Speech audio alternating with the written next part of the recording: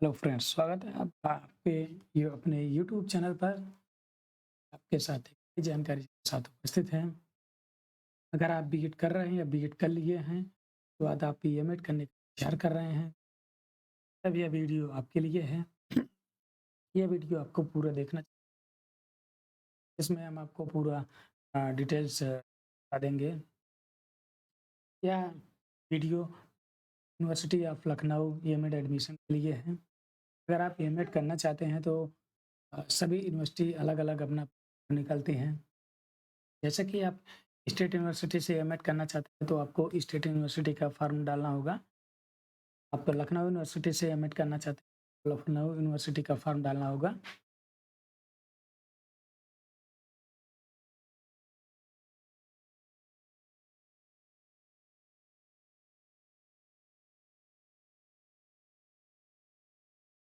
आप पूर्वांचल यूनिवर्सिटी से एमएड करना चाहते हैं, तो आपको पूर्वांचल यूनिवर्सिटी फॉर्म डालना होगा। यह एडमिशन बीएड जैसा नहीं होता है कि आपका एक जगह फॉर्म भरा जाएगा और उसमें सारी यूनिवर्सिटियाँ ऐड रहेगी। आपको बाद में चूज़ करिए, किस यूनिवर्सिटी में एडमिशन लेना है। एमएड करने के लिए आपको अलग-अलग यूनिवर्सिटी फॉर्म भरा जाए। फॉर्म का यूनिवर्सिटी ऑफ लखनऊ में जो है, अगर आप बीएमएड करना फॉर्म जमा करने के लिए क्या-क्या दस्तावेज़ चाहिए, वो आपको बताता हूँ। फॉर्म जमा करने के लिए आवश्यकताएँ, एक आपके पास वैध ईमेल होना चाहिए, एक आधार कार्ड होना चाहिए, सक्रिय मोबाइल होना चाहिए। इतना चीज़ आप एकदम कर उसके बाद सक्रिय मोबाइल।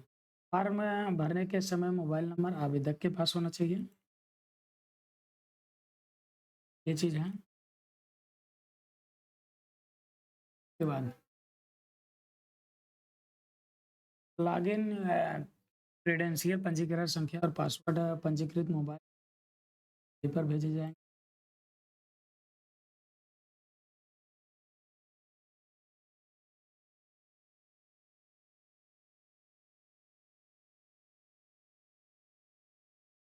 वैकल्पिक मोबाइल नंबर आपके पास होना चाहिए।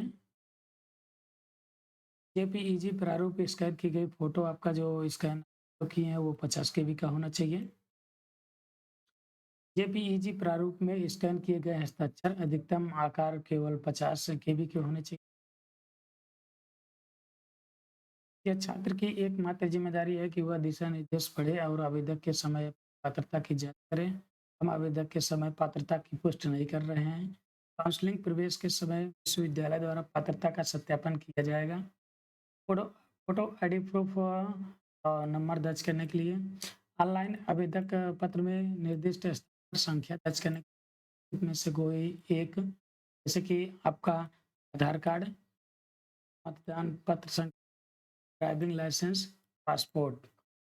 ये चीज़ है कि फ़ोटो आईडी प्रूफ़ जमा करने के लिए आपको इतना ही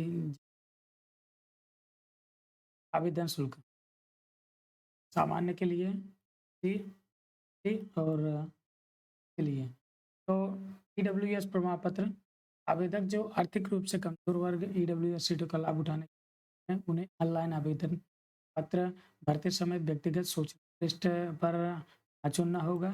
साथ ही इसका प्रामाणिकता साबित करने के लिए संबंधित प्रमाण पत्र अपलोड दस्तावेज पृष्ठ पर अपलोड करना होगा, जो कि सक्षम प्राधिकारी द्वारा जारी किया जाएगा। ईडब्ल्यूएस श्रेणी के आवेदकों को निम्नलिखित प्रमाण पत्रों की आवश्यकता होगी। ईडब्ल्यूएस प्रमाण पत्र 1 जनवरी 2021 या उसके बाद जारी किया गया। ओबीसी नॉन क्रीमी लेयर श्रेणी के आवेदकों को निम्नलिखित प्रमाण पत्रों की आवश्यकता होगी।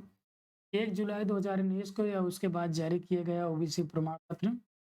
1 जुलाई 2019 से पहले OBC non creamy layer certificate पर विचार नहीं किया जाएगा। ये चीज़ है। मूल रूप से उत्तर प्रदेश के अनुसूचित जाति, अनुसूचित जनजाति और पिछड़ा वर्ग के उम्मीदवारों को आरक्षण का लाभ दिया जाएगा।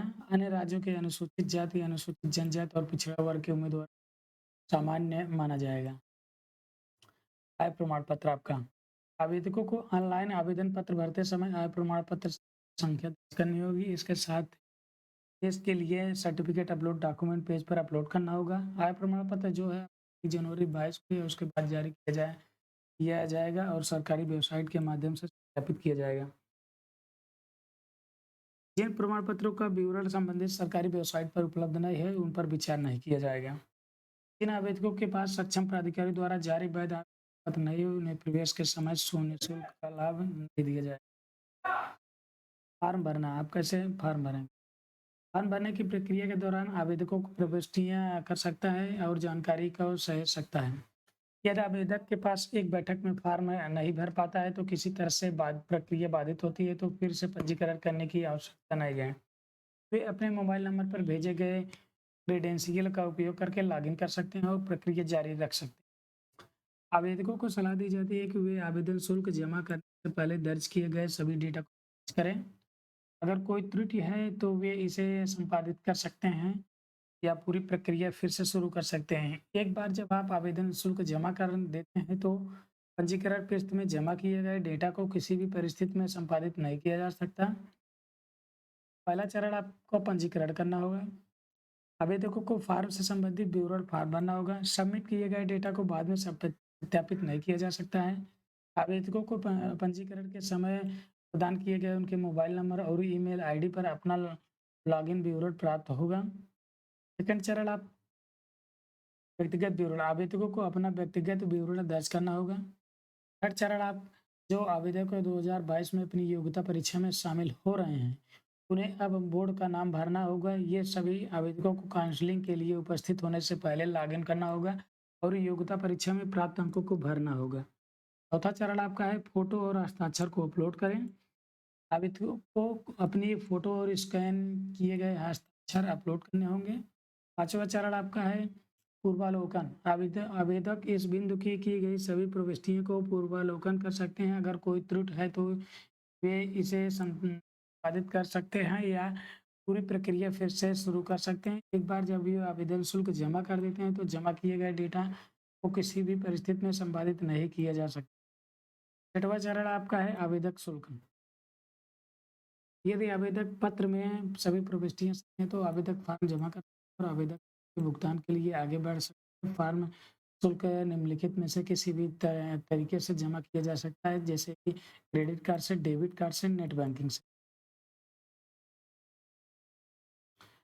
सातवां चरण आपका प्रिंट लेना। आवेदक आगे के संदर्भ में के लिए अपना पूरा आवेदन पत्र और शुल्क रसीद प्रिंट कर सकते हैं। आवेदक को अपने आवेदन पत्र का एक प्रिंट अपने पास रखना होगा जिसकी बाद में आवश्यकता होगी। आवेदक को आवेदक पत्र का प्रिंट आउट विश्वविद्यालय की आवश्यकता नहीं है, ये चीज़ आप ध्यान, विश्वविद्यालय का आपको भेजने की आवश्यकता प्रिंट कर डेटा संपादन। सबमिट किए गए डेटा को उम्मीदवार द्वारा अपने पंजीकृत ईमेल आईडी और मोबाइल नंबर पर भेजे गए का उपयोग करके प्रवेश पोर्टल में लॉगिन करके संपादित